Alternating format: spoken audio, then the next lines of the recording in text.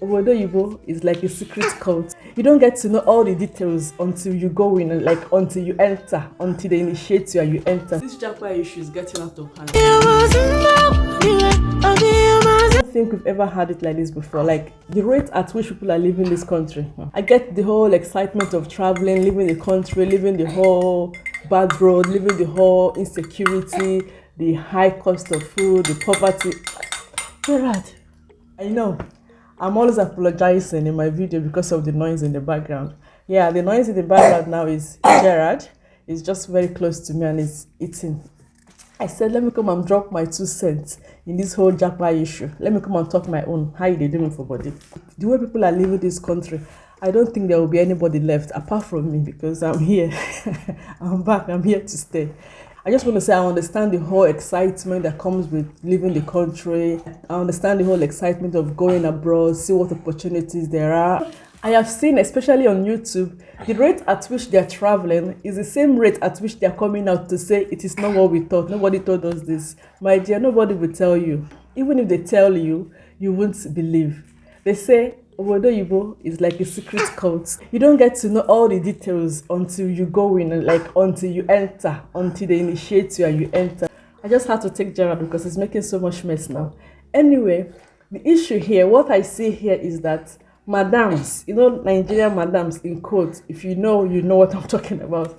The madams and the OGAs are now going to abroad. So what do you expect? Because when you get to Obodo, especially England, you are going to be humbled. Yeah, they're going to be humbled, isn't it? Or you go and play. Say, go over there. See you later. Bye. See you later. Bye-bye. I see people doing well already in Nigeria. People that have houses. When I mean houses, you know how our houses can come, like in mansions and, even if it's a plot of land and you build a room and parlor there, it is a house. I see people with good jobs here in Nigeria, people with high-paying job here in Nigeria. I see people that can already afford good education for their children here in Nigeria. I see people that are already eating English breakfast, toast, sausages, fish and chips. Don't mind me, I'm just trying to say I've seen people doing well already in Nigeria. They are comfortable. They don't have to be extremely rich like Dangote and the rest, but they are comfortable. I've seen such people leaving the country, all in the bid to go and look for a greener pasture. There's nothing wrong there. I'm not saying don't go. Gerard, please, can I make this video in peace?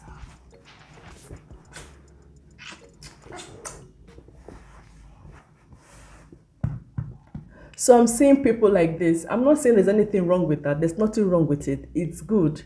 After all, 15 years ago, I also traveled out of the country to join my husband who traveled because he was looking for a greener pasture. So I'm not against you traveling. What I'm basically here to tell you is you have to prepare yourself, like seriously prepare yourself for what you're going to face there. Especially the ogas and madams here, the ones that have house helps, the ones that have gatesmen, the ones that have people that come and cut their grasses for them, the ones that have people that come and cook for them. All those set of people leaving the country now in the name of they're going to look for greener pastures. My dear, you need to sit down tight and, humble yourself, because if you are going there to buga, the place will humble you. And I think that is the problem. The whole coming from a place of having things done for you and you going over there and things are not done for you. You have to be everything. You have to be hairdresser.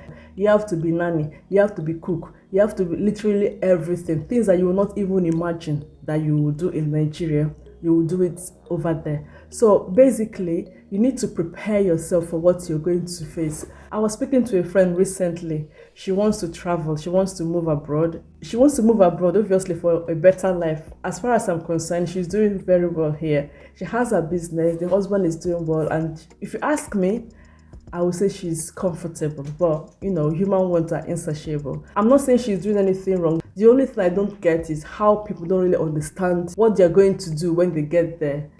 That is what baffles me.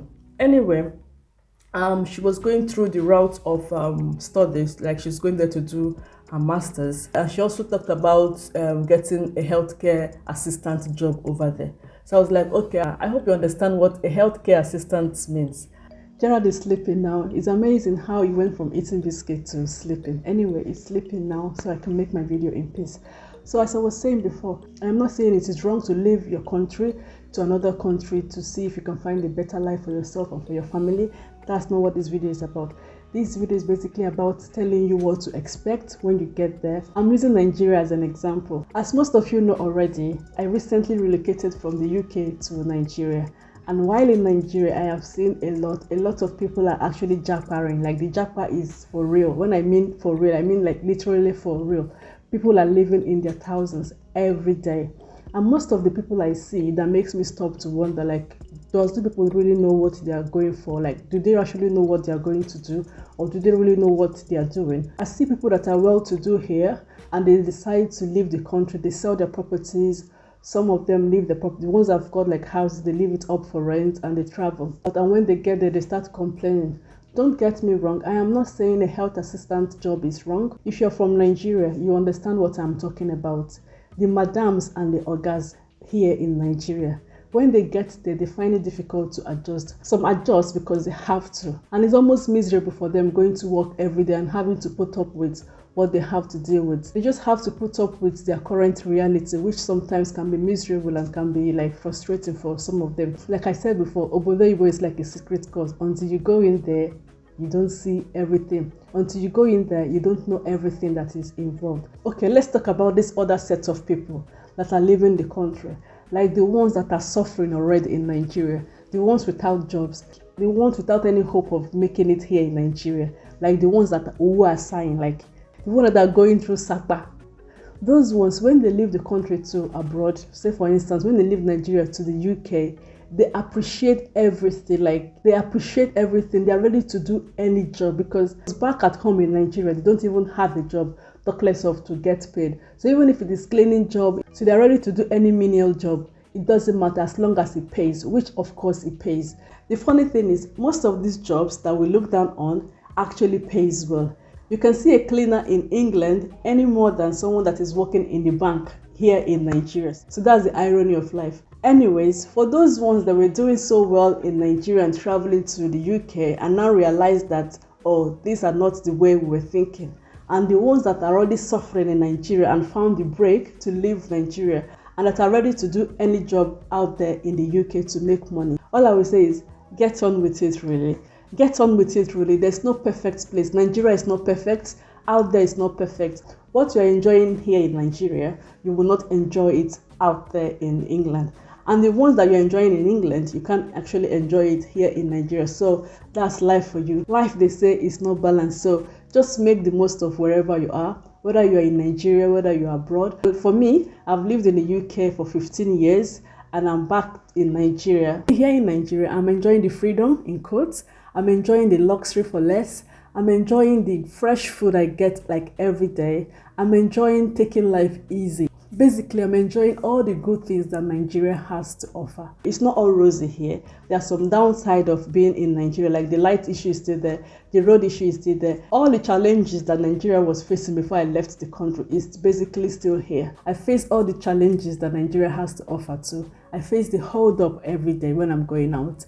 I face the bad road when I'm driving. I face the corruption every day whenever I go out. I face feeling not so good each time I go out and I see little children on the road begging. I see the youth hawking in the hold up. Because going out, you're in your car, the AC is on, the music probably blasting, and you're having the best time of your life. And looking out in the window in the hold up, you see children that are just like yours out there begging and risking their life just to get by, just to get what to eat. I face seeing that every day. So wherever you are, try and make the most of it, and just know that there's no perfect world. You can never be in a place and you say, oh, my life is perfect now. There is always that one thing or things that will be missing. So just get that and just carry on with life regardless.